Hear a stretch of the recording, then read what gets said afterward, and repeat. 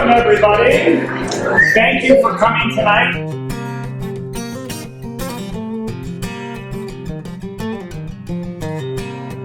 I'm really excited that we're able to make this happen here.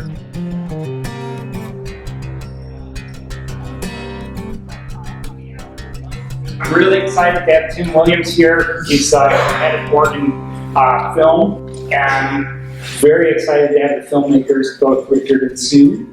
I wanted also to announce that Playa has been partnering with a lot of agencies, but we just try to offer programming. We bring all of these wonderful scientists and artists to Summer Lake, and I feel that the county never gets to benefit from that.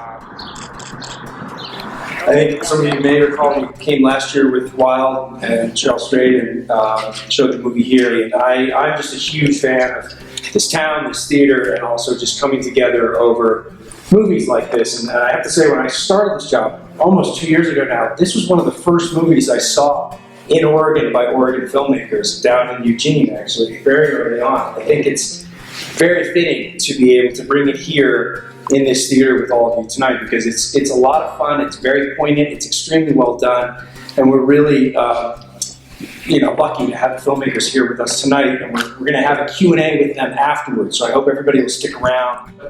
Here tonight, and actually going ahead in the next couple of months, I wanted to announce that we're actually putting together a program that we're doing with Playa and the Northwest Film Center. We're actually putting together a filmmakers residency program at Playa Summer Lake, where we're going to accept pitches and ideas for Northwest themed projects.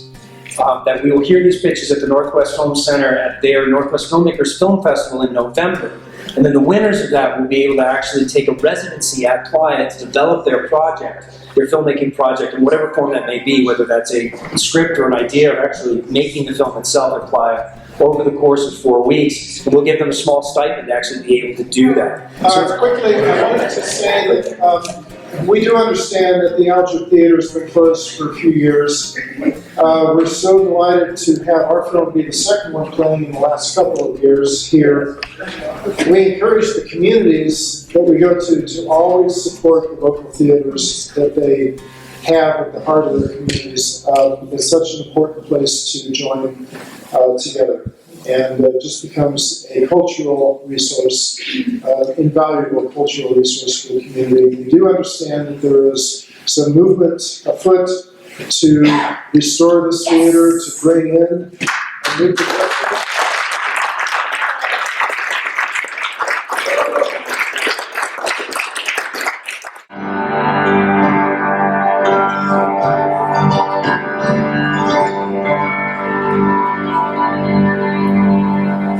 I've always loved farming. If the wheat prices and stuff would start going up, I probably would think about farming as a future, maybe. It took about 10 years to produce this film. We started in 2003 and finished the film in 2013. We premiered it in Montana in 2014 at the beginning of the year. And we started by seeing that sign, Mount St. Helens dropped in, why don't you, or something to that effect. And so we did, thinking that we were just going to be making a 5-minute film about a combine demolition derby. Because we were already in the middle of production on another film at that point. We were on a trip to work on that. But we did come back and we met Josh and Matt, and they were so eloquent and so moving with the dreams that they had that we just couldn't let the story go. And then when Josh realized that he had to go away because they didn't have enough land, we had to wait until he came back, so we couldn't finish yet. And then we needed to get Josh to win the derby, and it went on and on. In essence, it is grain country, but we were cattle and timber, and a lot of things in my lifetime, from the time I was a kid, growing up on the ranch in Adel, Oregon, haying with horses. We'd have hay crews in the summertime, up to 10 men sitting around a dining room table. My mother was the cook, up to their era now, where in the hayfield, to 10 men, now just 3 or 4 people are doing it because of the efficiency of the machinery. So like I said, there's so many things that are paralleled between, you know, the Lake County community, you know, the people leaving the farm, the town kind of feeling the effects of losing some population. That's happened here with our timber industry kind of, you know, shrinking and a lot of the same factors I saw in this movie that, you know, being 59 years old and spending nearly my entire life in Lake County, that I see in Lake County as well. So that was, you know, very informative and hit very close to home. It's a great goal for education as far as those of us that live on the ranch. Case in point, I think the greatest thing in Lake County, of course, no secret, is the daily fund that calls the McDonald Fund. Yeah.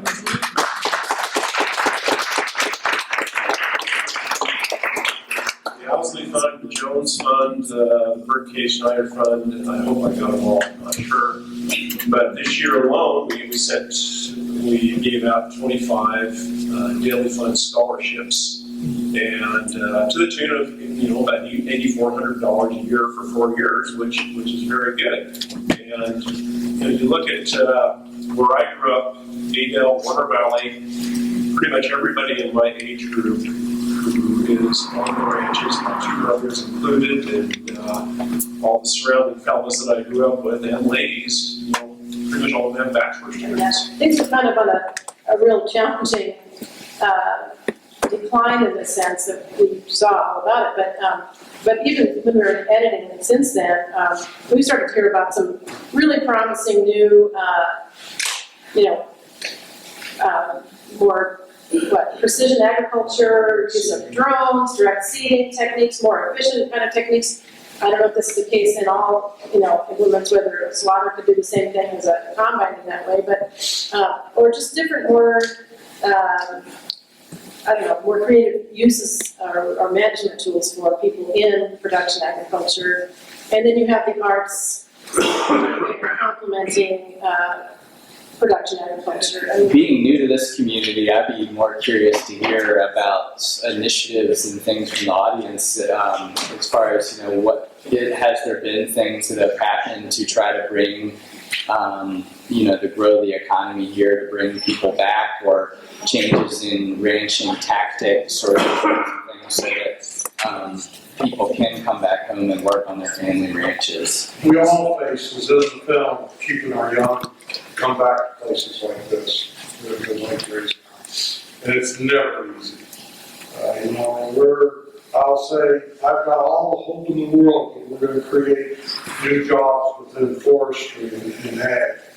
But I also have the greatest fear that we could lose it all at any one time. And it truly makes me, it worries me. But I have that positive outlook. You know, I don't know if Red Rock's real, if it'll make cellulosic ethanol.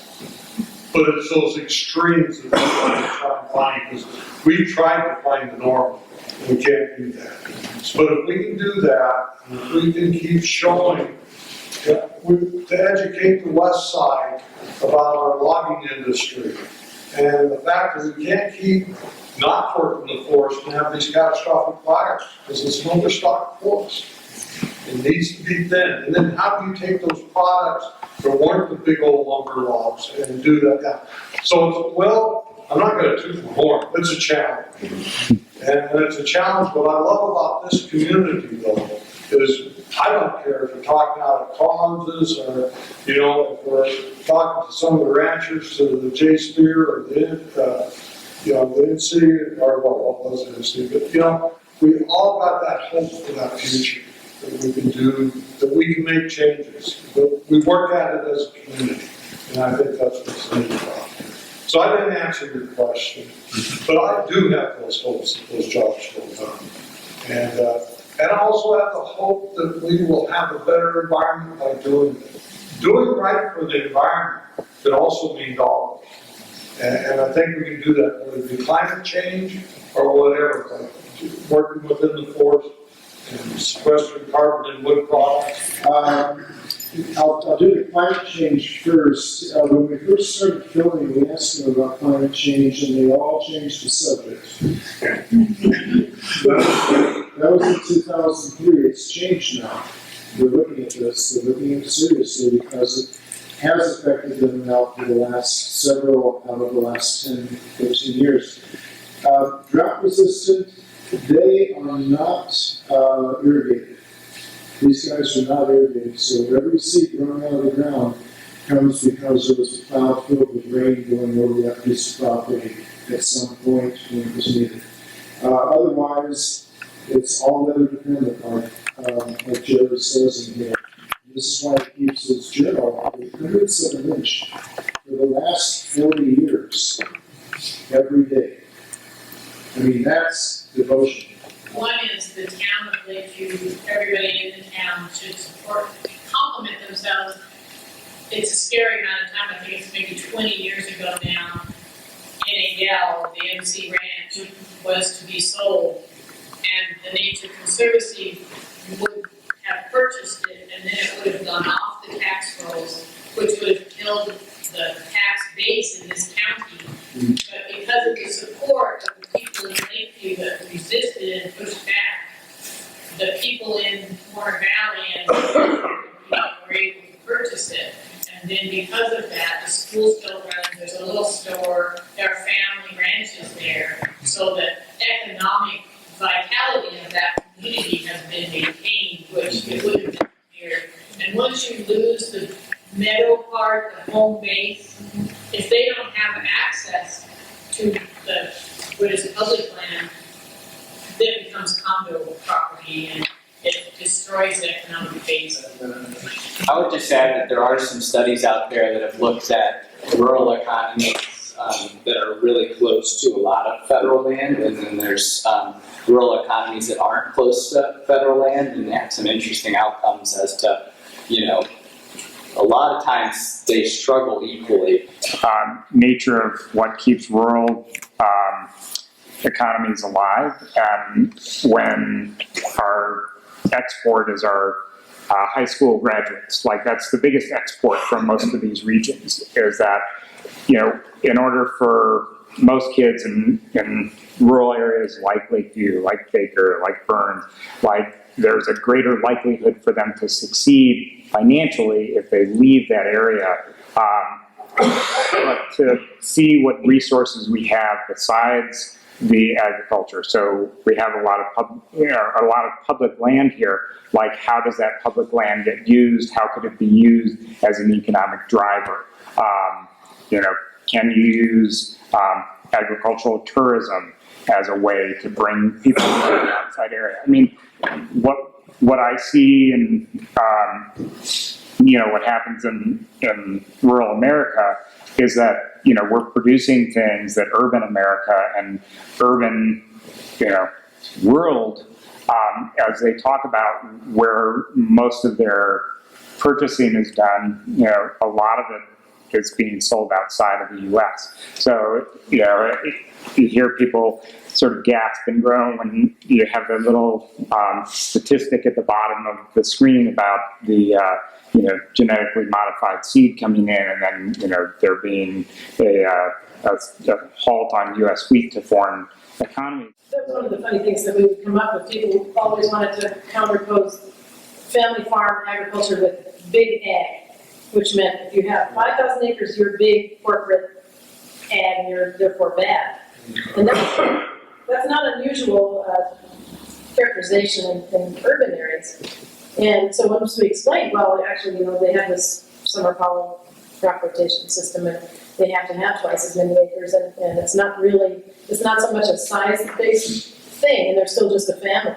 And so that was kind of an interesting thing to be able to share with people. But we certainly learned a lot, on our journey with them. And who knows what it will be like in 50 years. It'll probably be something very different. They've already got drones flying over and, doing GIS mapping and figuring out how to make things a lot more efficient.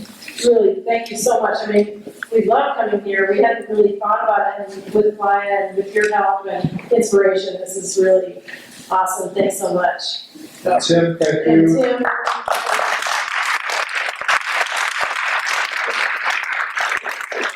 you.